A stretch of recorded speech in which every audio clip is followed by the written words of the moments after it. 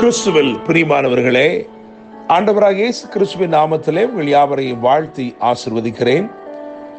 இந்த நாளுக்கென்று தேவன் நமக்கு அருளி இருக்கும் ஜீவ வார்த்தை எசேக்கியேல் தீர்க்க தரிசன புஸ்தகம் 37ஆம் அதிகாரம் 5வது வசனம். அதன் ஒரு பகுதியை நான் வாசிக்கிறேன். இதோ, நான் உங்களுக்குள் ஆவியை பிரவேசிக்க பண்ணுவேன், அப்பொழுது உயிரடைவீர்கள். என கேட்கும் தேவனுடைய பிள்ளைகளே, இந்த எசேக்கியேல் தீர்க்க தரிசன புஸ்தகம் அதன் முதல் அதிகாரத்தை வாசிக்கும் பொழுது அங்கே வானங்கள் திறக்கப்பட்டிருப்பதை நாம் வாசிக்கிறோம். எனவே நான் நம்புகிறேன், விசுவாசிக்கிறேன், இந்த நாள் தேவன் உங்களுக்காக தம்முடைய வானங்களை திறக்கும் ஒரு நாளாய் இருக்கிறது. அற்புதங்களினாலே உங்களை அலங்கரிக்கும் ஒரு நாளாய் இருக்கிறது. உயிரற்றவைகளிலே, உலர்ந்து போனவைகளிலே ஒரு உயிரோட்டத்தை ஏற்படுத்தும் தம்முடைய வார்த்தைகளை இன்றைக்கு உங்களுக்கு நேராய் அவர் அனுப்பி கொண்டிருக்கிறார். மடிந்து போனவைகள், முடிந்து போனவைகளிலே உங்களுக்கு தெரிந்திராத தேவ மகிமை வெளிப்படும்படிக்கு, எல்லாவற்றிலும் ஒரு அற்புதத்தை அவர் செய்யும்படிக்கு விரும்புகிறார். என கேட்கும் தேவனுடைய பிள்ளைகளே, 37ஆம் அதிகாரத்தை நாம் கவனித்து பார்க்கும் பொழுது இங்கே ஒரு வறட்சியின் பள்ளத்தாக்கும் இருக்கிறது, ஒரு திரட்சியின் கன்மலையும் இருக்கிறது. இந்த 37ஆம் அதிகாரத்திலே 2 பிரதானமான கிரியைகளை நான் உங்களுக்கு பகிர்ந்து கொள்ள விரும்புகிறேன். அதை தொடர்ந்து 3 வசனங்களை மாத்திரம் தியானித்து முடிக்கப் போகிறோம்.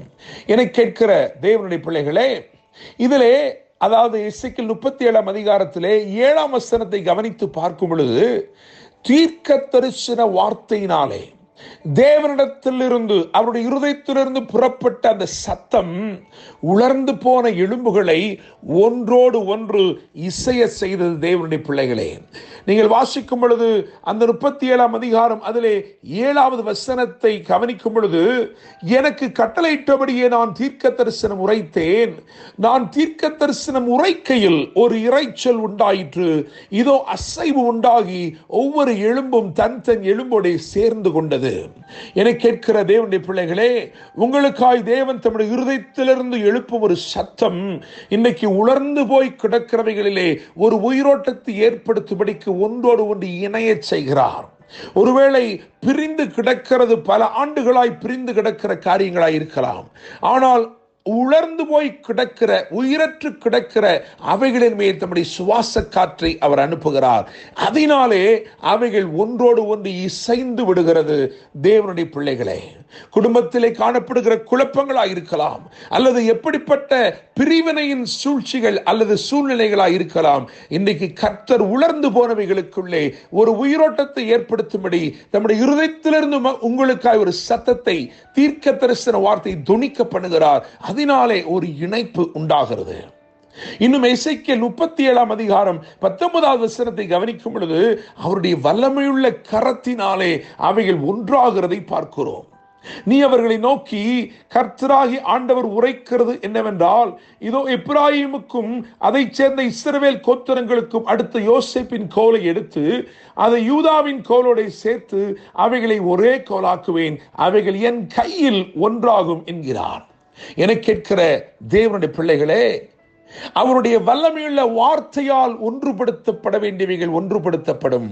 அவருடைய வல்லமையுள்ள கரத்தினால் ஒன்றுபடுத்தப்பட வேண்டியவைகள் அவருடைய கரத்தினால் ஒன்றுபடுத்தப்படும். தேவனுடைய பிள்ளைகளே, நிச்சயமாய் தேவன் அந்த நாளிலே இணைக்க வேண்டியவைகளை இணைக்க போகிறார். ஆவிக்குரியவைகளை ஆவிக்குரியவைகளோடு சம்பந்தப்படுத்த போகிறார். புதிய வெளிப்பாடுகளுக்குள்ளே, ஆழமான மறைபொருளுக்குள்ளே உங்களை கர்த்தர் நடத்த போகிறார். புதையல்கள், பொக்கிஷங்கள் போன்ற ஆசீர்வாதங்களை எடுத்து உங்களை திருப்தி செய்ய போகிறார். ஆவிக்குரிய நன்மையினாலும் செழிப்பினாலும் நீங்கள் திருப்தி அடைய போகிறீர்கள். என கேட்கும் தேவனுடைய பிள்ளைகளே, 3 வசனங்களை தியானிப்போம் என்று சொன்னேனே. எசேக்கியேல் 37ஆம் அதிகாரம் 5ஆம் வசனத்தை நாம் வாசித்தோம். அதை கவனிக்கும் பொழுது அங்கே ஆவியை பிரவேசிக்க பண்ணுவேன் என்று எழுதியிருக்கிறது. அதே எசேக்கியேல் 37ஆம் அதிகாரம் 6ஆம் வசனத்தை வாசிக்கும் பொழுது ஆவியை கட்டளையிடுவேன் என்று எழுதியிருக்கிறது. எசேக்கியேல் 37:14 கவனிக்கும் பொழுது என் ஆவியை உங்களுக்குள் வைப்பேன் என்று எழுதியிருக்கிறது. இந்த 3 வசனங்களிலும் சொல்லப்பட்டிருக்கிற அந்த காரியங்களின் விளைவு என்னவாயிருக்கிறது என்று பார்த்தால், 37:5 ஆவியை பிரவேசிக்க பண்ணுவேன், அப்பொழுது உயிரடைவீர்கள் என்று எழுதியிருக்கிறது. 37:6 உங்களில் ஆவி கட்டளையிடுவேன், அப்பொழுது உயிரடைந்து நான் கர்த்தர் என்று அறிந்து கொள்வீர்கள் என்று எழுதியிருக்கிறது. என்னை கேட்கும் தேவனுடைய பிள்ளைகளே, முதலாவது உயிரடைகிறோம், அதற்கு பிறகு தேவனை அறிந்து கொள்கிறோம். மூன்றாவதாக எசேக்கியேல் 37:14 என் ஆவி உங்களுக்குள் வைப்பேன், அதனால் என்ன நடக்கிறது என்று சொன்னால் உங்களை உங்கள் தேசத்தில் வைப்பேன் என்று எழுதியிருக்கிறது. தேவன் உங்களுக்குரிய ஸ்தானத்திலே, உங்களுக்குரிய ஆசீர்வாதத்திலே, உங்களுக்குரிய நன்மையிலே உங்களை நிலைப்படுத்த போகிறார்.